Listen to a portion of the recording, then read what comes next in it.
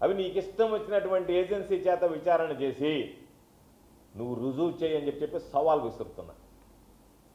నీకు చేతనైతే, చేత కాలేదంటే చేతులు ముడుచుకొని కూర్చో. నేను వాగాను వెళ్ళిపోయానని మాట్లాడు. నీకు చేత అయితే ఈరోజు నువ్వు ఎస్ఎన్జే డిస్టిలరీస్ గురించి మాట్లాడావు. ఎస్ఎన్జే డిస్టిలరీస్కి ఎవరు పర్మిషన్ ఇచ్చాడు? చంద్రబాబు నాయుడు ఇచ్చాడా, జగన్మోహన్ రెడ్డి గారు ఇచ్చాడా? ఎస్ఎన్జే డిస్టిలరీస్ ఎప్పుడు ఓపెన్ అయింది? మీ హయాంలో ఓపెన్ అయిందా, ఎవరి హయాంలో ఓపెన్ అయింది? ఎందుకని నువ్వు ఒక మాట చెప్పు, ఓపెన్ చేశాడని. తమరిని పిలిచారు, తమరు పోయిన వెంటనే మొదలుపెట్టారు బేరసారాలు ఆడ వాళ్ళ దగ్గర. అందుకని వాళ్ళు నేను ఎమ్మెల్యేగా ఉన్నప్పుడు నన్ను పిలిచారు, ఎమ్మెల్యేగా గౌరవించి. నువ్వు మంత్రిగా ఉన్నా నేను ఎమ్మెల్యేగా ఉన్నాను కాబట్టి నన్ను పిలిచారు, అంతే తప్ప దాన్ని ఆయనే ప్రారంభించాడంటే, నీ ప్రభుత్వంలో నేను ప్రారంభించానంటే నువ్వు సిగ్గుపడాలనా, గర్వపడాలనా? కాబట్టి అది ఏ హయాంలో వచ్చింది అనేది కూడా తెలియకుండా నీకు మతిమరిపోయిపోయా, చెవుల్లో మిషన్ పెట్టుకున్నా కూడా వినపడకపోయా, ఎవరన్నా చెప్పినా కూడా.